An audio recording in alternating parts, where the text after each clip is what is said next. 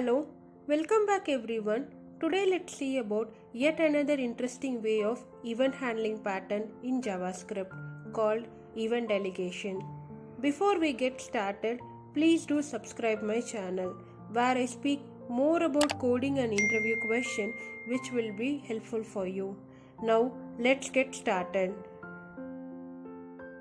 Event delegation is not some kind of new concept in JavaScript.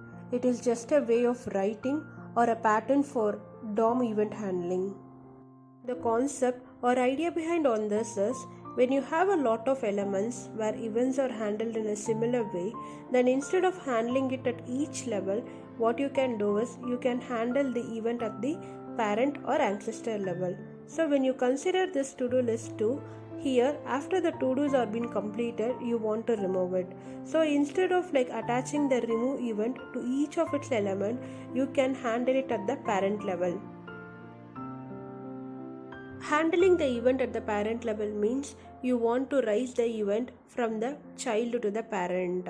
So, which is nothing but the event bubbling. Yes, event delegation exists because of the event bubbling, where you will pass the event from the lower level component to the higher level component to handle it. If you aren't not clear of what event bubbling exactly is, I have a video posted on what event bubbling and event capturing in JavaScript. Please do check on it. I will provide the link above. Why exactly you need event delegation is when you have a large number of events attached to the page, it will take a lot of memory and there is a possibility for the performance degradation. Efficient coding is all about keeping the performance at the priority. Yet another important thing which you will require is event.target. From the handler, you will get the event.target to know exactly where the event has occurred. So using that, you can handle the event efficiently. Let us try to understand the event delegation with one more example. Here I have given the hierarchy of list where on clicking of the parent, the child has to open or close.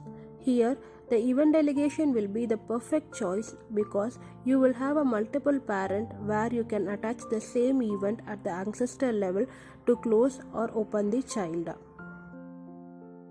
Let's move on to coding.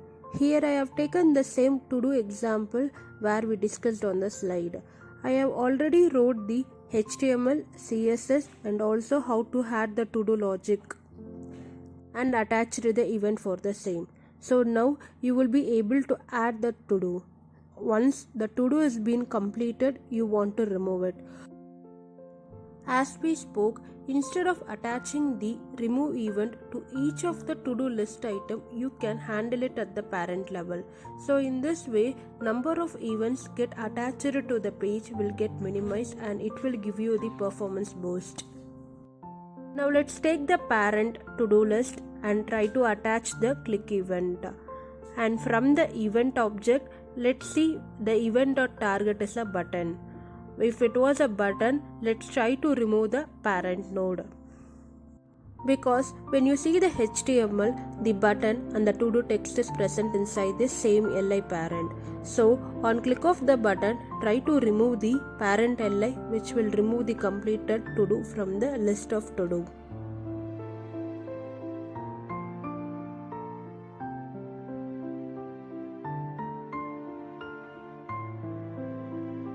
Now you can see on the event delegation pattern, we have a much simpler code and much simpler logic for handling the large number of similar events.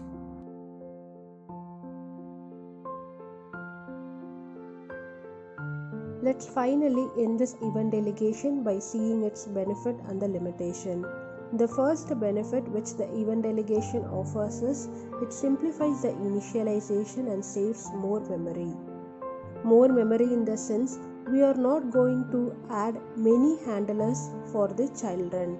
So instead of that, we gonna handle the event at the parent level, which going to result the less code. Also, there is no need to reattach the handlers after each DOM update. If your page content is dynamically generated via Ajax, for example, you don't need to add or remove the event listeners as the element are unloaded or loaded. Has a saying, every good thing comes with a cost.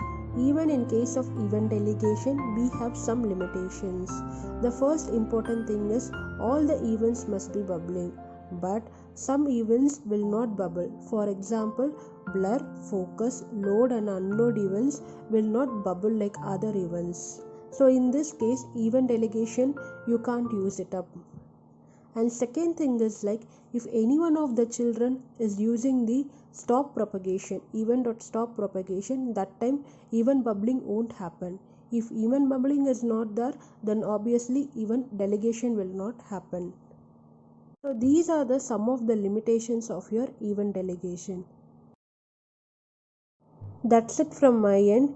If you do like the video, please subscribe to the channel. Thanks for watching.